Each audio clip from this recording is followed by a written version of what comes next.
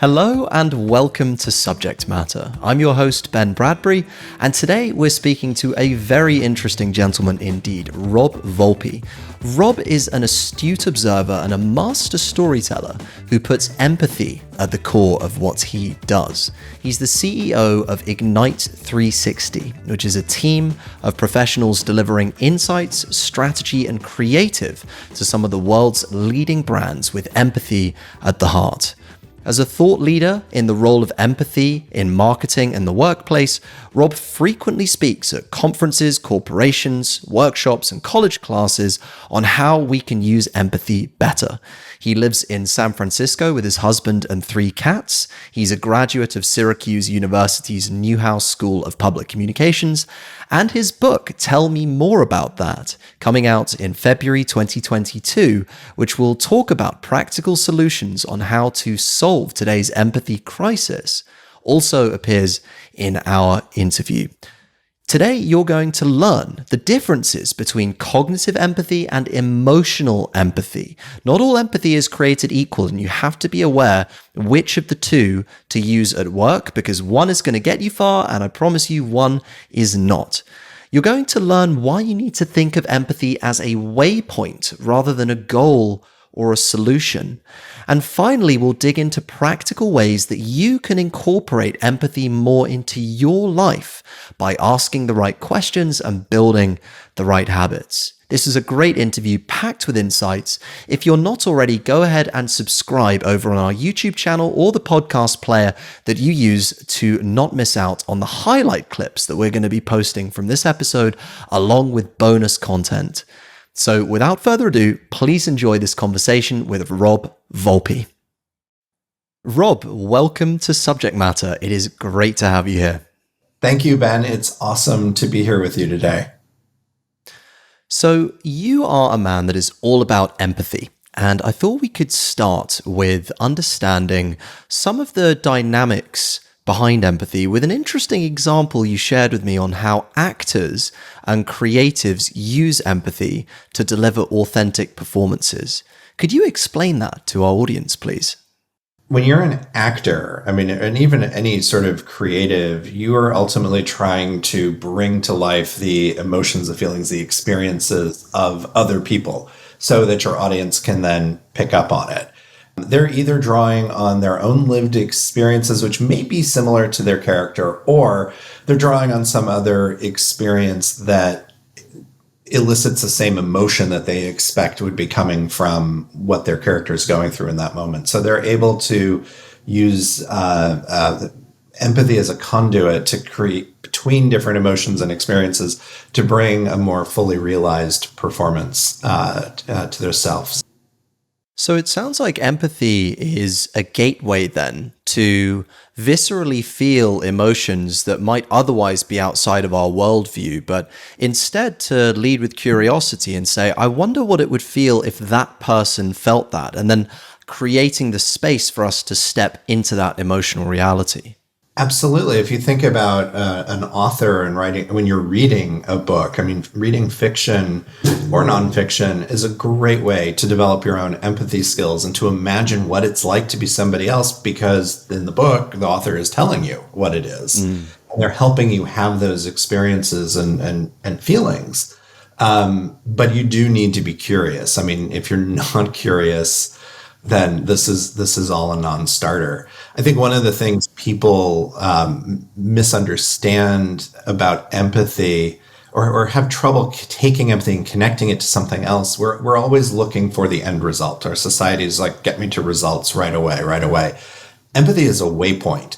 It's the middle point to get you to where you need to go. So if you're trying to improve innovation at work, if you're trying to create a piece of art, if you're trying to collaborate with somebody or just engage, you have to have empathy on that journey. But it's the middle ground to enable you to put yourself into somebody else's shoes, to be able to draw on what those emotions might be so that you can move forward into the next step and get to that end point that you're ultimately looking for. It's interesting what you're saying about this idea of empathy as a waypoint. I'm struck by the difference between masculine energy and feminine energy, where we typically associate males with being very goal-oriented. In hunter-gatherer societies, they were hunting down, they had the trophy, they had the prize, there was always a solution. Women in the tribe are much more nurturing. They're the ones who are raising the offspring, and so by nature have a larger capacity to feel for their offspring, especially early on. They say that a mother's love is the purest form of love that there is. And empathy seems much more geared towards that latter energy of saying we don't always have to be achieving the goal or moving to the solution or hustling in this area. Actually, we can take stock, really connect to ourselves, and because of that, maybe even find a path that we didn't know existed previously. Yeah, it's a great observation. And it's a gross stereotype. I mean, humans are capable of emotion, whether you're male or female. And quite honestly, when you get into masculine and feminine energy, and that's a whole separate conversation, but both sides exist in every human being. It's about which one you're tapping into at what particular time.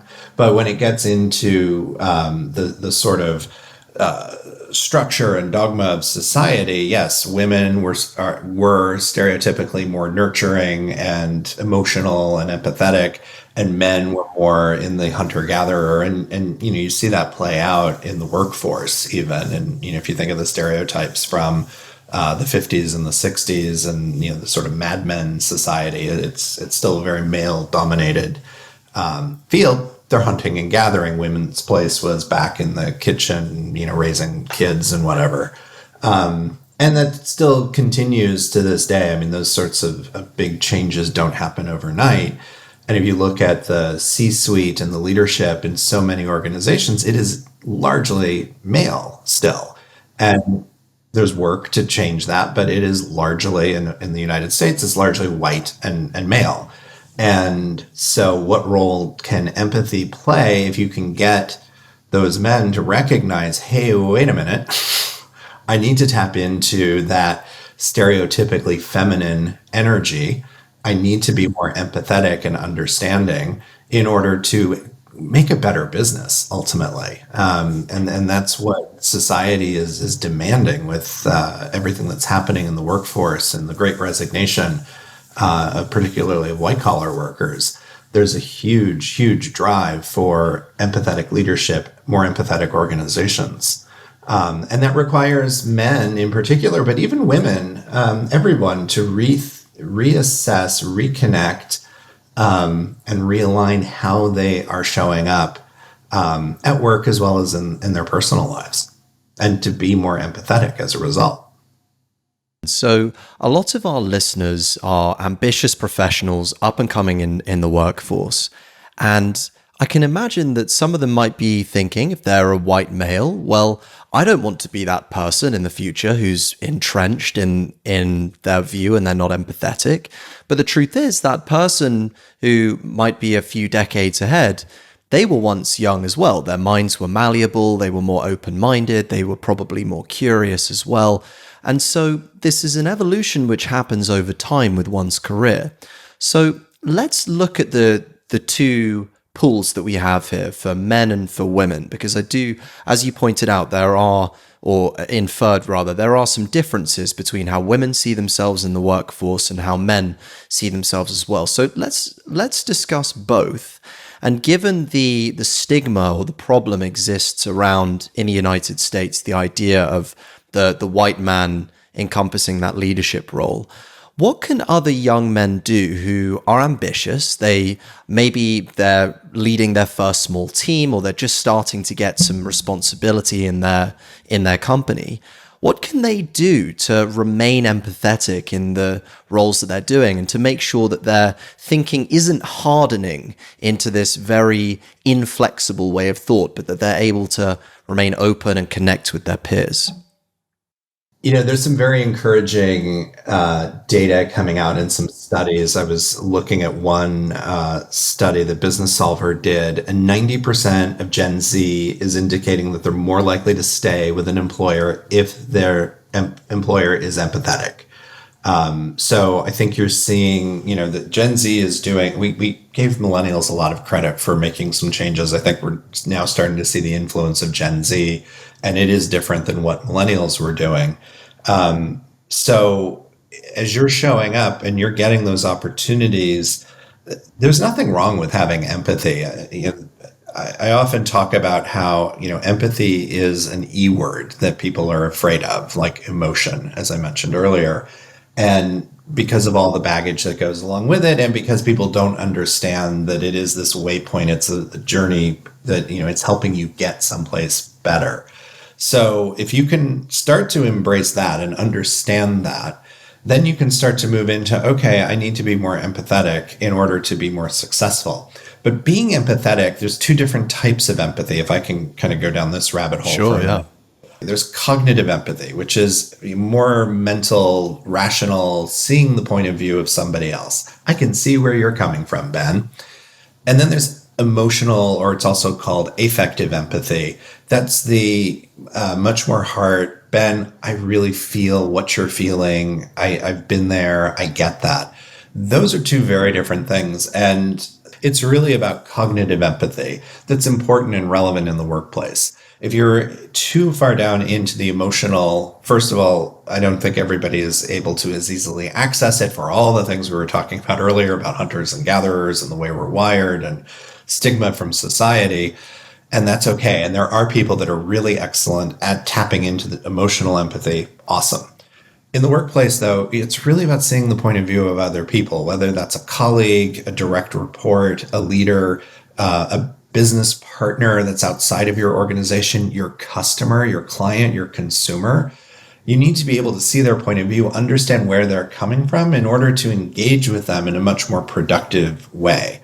So my guidance to the younger generation that's coming into the workforce is develop those skills. Think about how you want to show up, first of all, and then start to practice those skills and put them into place. I can guarantee if you're using cognitive empathy in the workplace, you are going to have more success and you are going to be more successful. And success isn't always about a number of like, oh, look at my revenue goal, although it does help you with sales, but it also helps you get along with people. So maybe your 360 review is going to be more positive because you're taking the time to develop those relationships.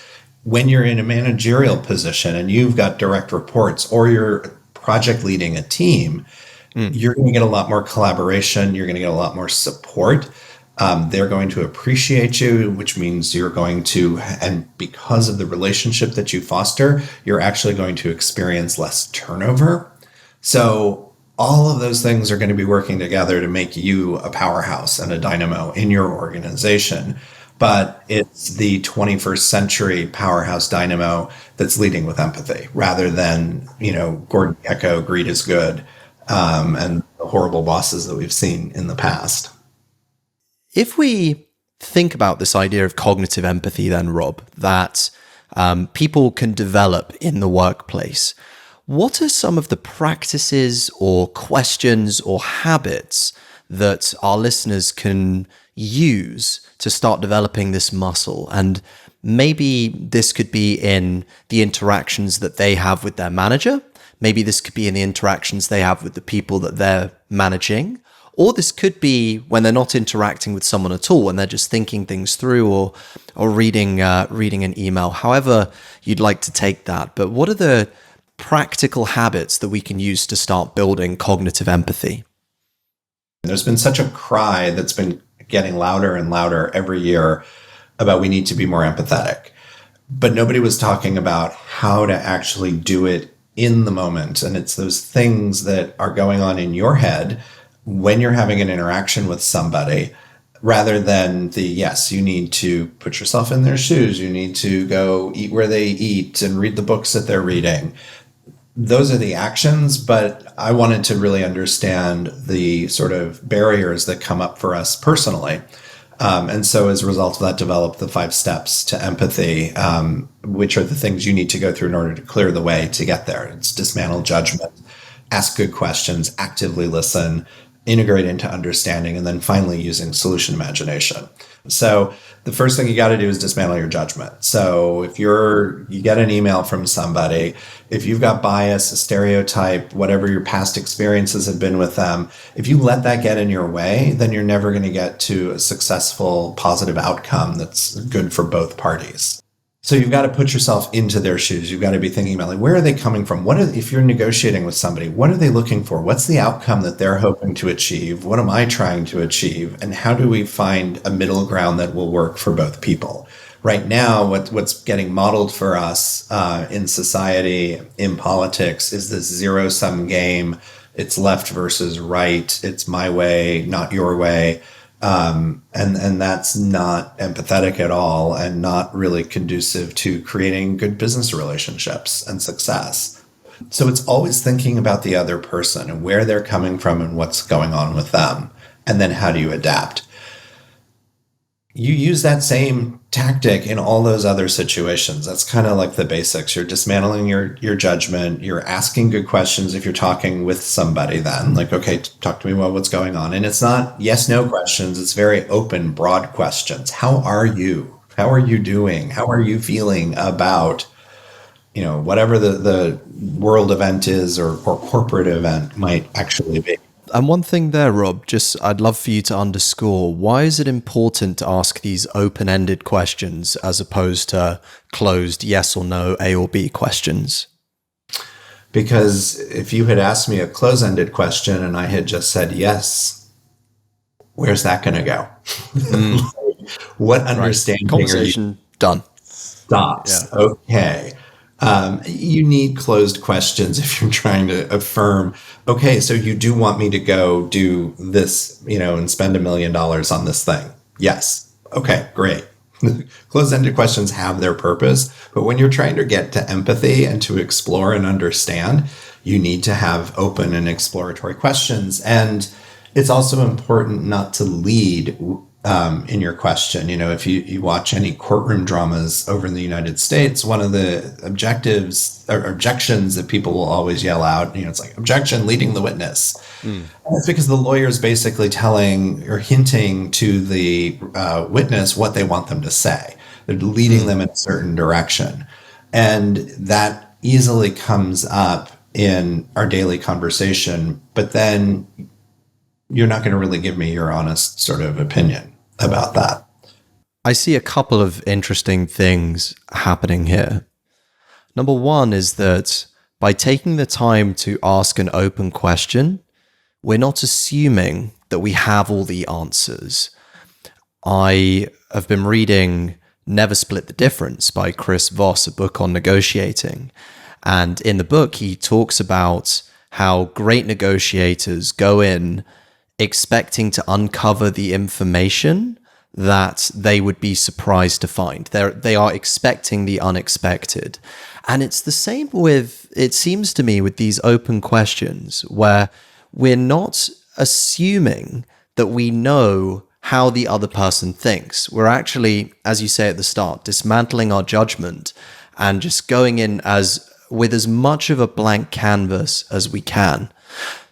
The other thing which seems ever present in the approach to empathy, whether you are a junior intern or a senior executive, anywhere on the spectrum, is humility. Is being able to say, actually, do you know what? I don't have the answers. I don't know how Rob is thinking. I'm going to go and ask him about the office. And again, being prepared for that surprise. But what's interesting to me is that doesn't change. So regardless of what stage you're at in your career, these principles of curiosity, humility, removing judgment, and as a result, asking these very open questions seems like tools that we can carry throughout our career, regardless of where we are on the professional ladder. 100%. And I'm glad you brought back in the word curiosity, because that's what it's ultimately all about. If you think you know the answer, you're not curious. You're not going to be curious about something. So it is about beginner's mindset or an open mind, being open to the answer, whatever's coming up for people. And one of the challenges, and I think where some people are running into issues now, leaders are expected to know the answer. They're expected to make the decisions. And often, depending on how far up you're going, the pressure just keeps increasing as you're advancing through your career. And you've got to move even faster. And they'll, so there's no time for these niceties. Just tell me what I need to know and I'll tell you the answer. And it's interesting because I don't necessarily want my team to come to me looking for me to have the answer. I want them to come to me with a recommendation, and then we can kind of talk about that. But I need to be open to where they're going to take it. And I think that where the humility comes in is, I might not have all the answers or the one right answer, because there probably isn't one right answer. There's multiple ways forward. So can I be open enough to hear what they're thinking? Can I be open and curious to understand how they got there and then play that out with them on where that might go? That's a much more enriching experience, and your team is going to feel heard and engaged with you in a way that they wouldn't normally have if you had just kept it like, oh, I'm the boss and I got the answer, here it is.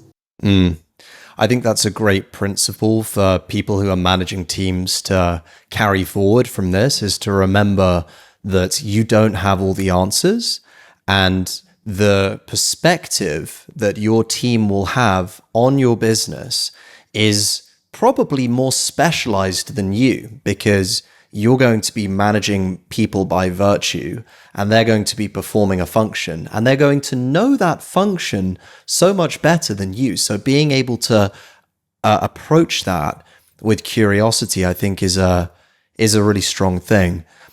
Now, let's switch tacks here for a second, Rob, because I was very struck when we initially spoke on how you actually came to realize that empathy was important and would play an integral part of your life quite some years ago. Could you tell the story for our audience of how you came to realize the power of empathy and the impact that it had on your early life? So I grew up in Indiana. My family was not from Indiana, but we moved into Indiana, and we moved into a small town, as I refer to it, in Indiana. And Indiana is a very conservative state, still is. Back in 1980, it was even more conservative. And the small town had about 13,000 people in it. So there was a lot of, I'm related to this person, that person, whatever. There wasn't a lot of outsider coming in. There was no diversity in terms of race or ethnicity.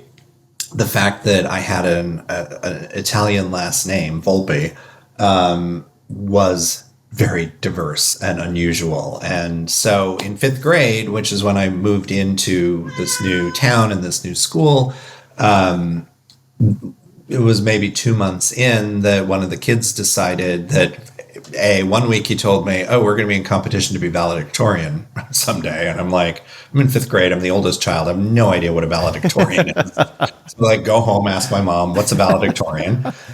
A week later, he comes in and he announces, oh, you're gay. And I'm also like, what?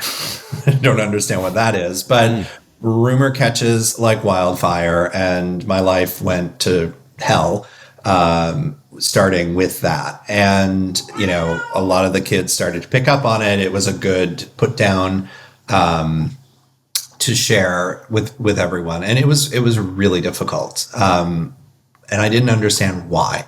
Why were they behaving that way? What did I do? I didn't feel like it was justified, but I started to develop. That was the sort of moment that the empathy, my superpower switch, I guess, in my origin story. Going back then, that was the lightning bolt, the spider bite, the meteor showering down, that turned on my superpower of empathy. And I started to use empathy as a survival skill, to get along with the other kids so that I could navigate more successfully through, the rest of elementary school, through junior high, and then ultimately into high school. So empathy became really important to me then. and then just kind of continued as a foundational skill that I just, that was at the forefront for me. I was going to say that I just intuitively have, but everybody has the ability to be empathetic. It's just that our muscles, empathy muscles, are atrophied in many cases. And so I was working to bring that forward, and it's just a strong muscle for me now. I am really struck by the realization or the lesson that the earlier we're able to start with this, the better it can be from us. I certainly could have used some empathy in the playground. I had to use my intelligence as a tool to keep up because I was the youngest in my year, and I had to take a week out of school to go in intensive care, and I couldn't play sports and ended up getting picked on. But I would use my intelligence as a tool to try and keep up and basically be like, oh, I'm smaller than you and runtier than you, but at least I'm smarter than you. By the way, folks, that is not a great way to build relationships, in case you couldn't guess. And actually just being able to have the empathy to say to them, maybe like I might be struggling on the football field or the rugby pitch, but hey, if you're struggling in English or in history, I can help you out, or I can help you in maths, whatever that is. Like there's always your peril is always someone else's advantage, and vice versa. What you find very easy, some people might find hard. And it sounds like empathy was able to help you very intuitively navigate the differences between those two and help your peers realize that you are more alike than you are different. It helped them see me as like, oh, he's not such a bad guy, or, okay, he just listened to whatever is going on. And yeah, to talk about that sort of atrophy of the muscle, or just so many adults are growing up without a strong empathy muscle, and how we've kind of gotten to where we are. First of all, in some data that we've done in some work around empathy, we found that like nearly a third of American adults admit having difficulty having empathy with others, that they're not very able to easily see somebody else's point of view. And then in that same study, 50% of American adults indicated that they do want to work on improving their empathy skills. And, you take that, you couple it with data that came out in 2010 from the University of Michigan, talking about the 40% decline in college students' ability to have empathy with their peers. That started, they noticed that decline happened in 2001 and continue through 2009 when they wrapped up their meta-analysis. There's definitely an empathy crisis that's going on. It just continues to get louder and louder, and people are hearing that. Kids are now so much more scheduled than they used to be. So you're not allowed to just go outside. If I used to say to my mom, I'm bored, and we'll go outside and play. Or if it's raining out, go up to your room and play. And so what do you end up doing when you're there and in those situations? You go in the backyard and ultimately you start role playing something. You're making something up in your head. And that is a form of empathy, because you have to imagine what it would be like to be Iron Man or Wonder Woman or a police officer or a firefighter, to step into their shoes and successfully role play. And so role playing is actually a great way for kids to develop their empathy skills. And now, between kids just not having time, like bored is like a 4-letter word, where kids aren't allowed to do it. It's not really recommended or frowned upon because of the pressure to succeed, get into college, et cetera, et cetera. Parents having busy schedules, needing some sort of childcare sort of option. So that's been on the decline. And there is movement to try to get creative play kind of back into fashion. But additionally, then there's technology and the way that we engage with technology. And so much of it is a one-way relationship. Like if you think about playing a game with a friend or friends versus playing a multiplayer game on a video game, you're really just interacting with the game. You may say a few things with your friend, but you're not immersing with them. You're not role playing. True. You're not putting yourself into their shoes necessarily. Sure, yeah. So it's a one-way relationship with technology. And then you get into social media. And that's all about, regardless of the platform, it is all about likes and being validated. And that validation is not empathetic in nature. It's, I'm looking for my self-worth and for my ego to be stroked. And you tell me that I have value. People aren't necessarily reaching out from an empathetic perspective, and even a sympathetic one sometimes. No. So it's a really good point that the systems or the technology that we spend so much time using, it doesn't help us build bonds in the way that we think it does. It's really just there to get dopamine. What I do think is very interesting, though, is this idea of children being able to learn empathy through playing, whether they're role-playing nurses or firemen or doctors or whoever that is. But they're able to step into people's shoes. And we lose some of that magic as adults. But I'm now into my 5th week of improv comedy classes. And honestly, Rob, it is just a way to unleash my inner 5-year-old for 2 hours every Monday. I mean, I love it. And part of what they get you to do is step into characters. And they say, well, think about people you've seen today, or think about people from your past, and use them as inspiration, because those are what allow us to deliver the most authentic performances. Coming back to what you spoke about as the with the actors and performers right at the start of this conversation. And so it does seem to me like we don't have to lose this childlike sense of wanting to play as other people. Empathy can be playful. Empathy should be fun, because you get to understand all these other people in the way that they see the world, their perspectives in much more vivid detail. So this really isn't like a work task. It's more like a delicious meal to be savored, if anything. It's a way of being. It's about how you show up in the world and move through the world. And you can choose to be empathetic, or you can choose not to. And yes, empathy does play a role in, improv classes and just playing as, whether, I don't know, whether you're role playing with your spouse in certain situations, or you're into cosplay, or all these different things. Those are empathy. Those are empathy related activities, and we need more of that in our life. And if there's one thing I could encourage people to do just to strengthen their empathy muscle a little bit, I mean, sure, go outside in your backyard and role play. That could be fun. But when you're in line at the grocery store, when you're queued up at the cash register and you're waiting for a few minutes, strike up a conversation with the person before or after you in line. Be curious. Ask them a question about what they might be buying. What are you going to do with that? I'm looking for, whatever. Find something to talk to them about. Be curious about them, and have a little interaction with them, rather than looking at your phone and checking Facebook or Instagram or TikTok, whatever it is you're going to look at. Because again, that's standing there for a dopamine hit, versus rather than having an engagement with somebody and a chance to learn more and be empathetic. That's part of the challenge that we've run into, is we're getting so siloed now that we're not taking the time to just ask, oh, hey, how are you? Or being curious, like, oh, I noticed you're buying, that item. What'd you do with that? I've never bought that or had that before. What's it taste like? And some people get stuck and like, oh God, what do I do? How do I ask a question?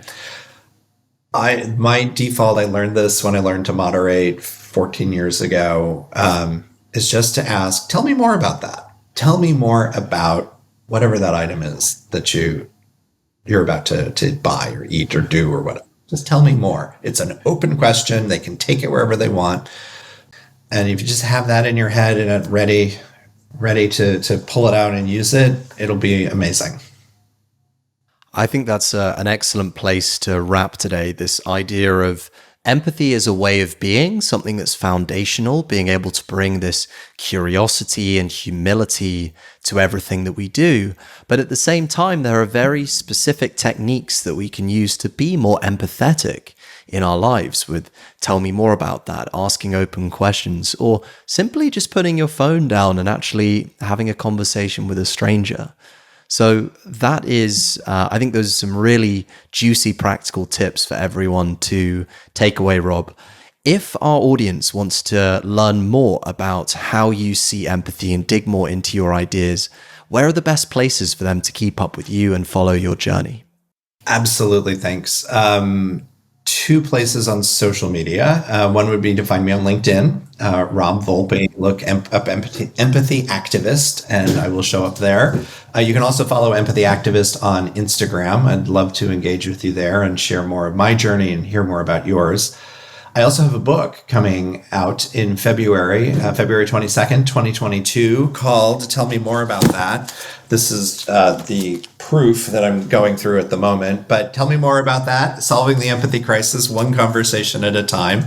I go into a lot of detail about the 5 steps, but I do it by sharing my own stories. And I start with that childhood experience, and I get to, and the book ends with how I actually got to a place of forgiveness with my childhood schoolmates. So it's very heartfelt. It's my own personal journey, but I think people can get a lot out of that. The other thing I would mention, we also do empathy training and have been for quite a long time, both with teams and individuals. It's Empathy Camp. You can visit my company's website, which is ignite-360, the numbers.com, ignite-360.com, and look for Empathy Camp. Fantastic. Rob, thank you so much. This is a real pleasure. Ben, I've loved the conversation. Thank you so much. Thanks for tuning in. If you enjoyed this episode and want more insights to help you get ahead personally and professionally, make sure to subscribe to stay up to date with our latest content. It makes a big difference in helping our content get discovered, and so I'd really appreciate it too. If you have any thoughts on what you've just heard, I'd love to hear them. You can drop us a comment on YouTube or message me directly on Twitter. My handle is @BenBradbury_. I'll see you next time.